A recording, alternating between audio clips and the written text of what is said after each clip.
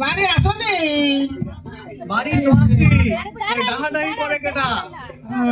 আমাদের চিনলেন না, আমি ঘটক মজনু। ও মজনু ভাই নাকি? কেমন আছো? কুলসুমের মা, মজনু ভাইরে বসবার দাও, ফিরা দাও। ভালো আছি। আমারে তো ভালো রাখছো তোমরাই। কেমন আছো ভাই? কথাটা তো বুঝলাম না। কুলসুমের মা, ভাইরে কম দাও।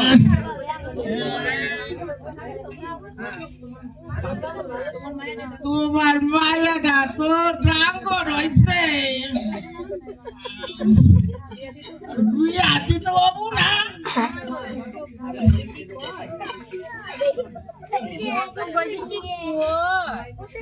মাইয়া কেবল আমার 5 ক্লাসে পড়ে, বয়স কম, গাই পাই একটু বড় হয়েছে ভাই, বিয়া তো অনেক দেরি আছে, মায়া অনেক লেখাপড়া করা মু।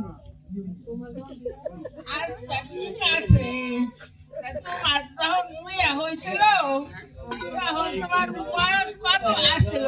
তোমার মনে আছে? এই বিয়া তো আমি দিয়েছিলাম। আমার যখন বিয়ে হয় তখন আমার বয়স 10 কি 11 বছর, সেই সময়কার কথা বাদ দেন, এখন আমার মায়া আমি বিয়া দিব না। শোনো, আমার কাছে ভালো পোলা আছে, রাজপুতের মতো চেহারা।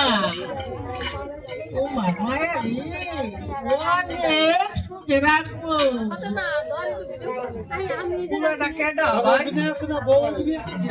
তোমরা তো চিনবা, ওই যে পোলাটা হলো ওই যে কাশেম বাজার আছে না, কাশেম বাজারে নুরা বাংলার খাওয়া।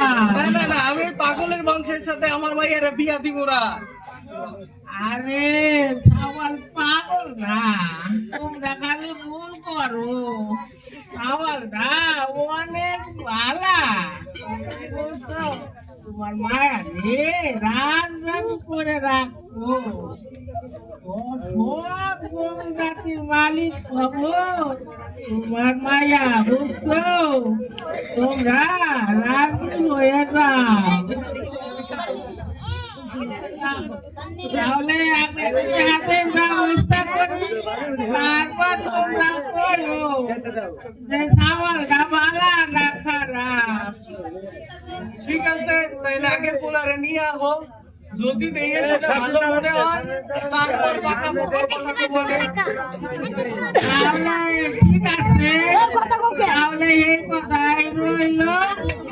আগামী শুক্রবার আমার সাওয়ালের পরিবার তোমার মায়ারে দেখবার আইব।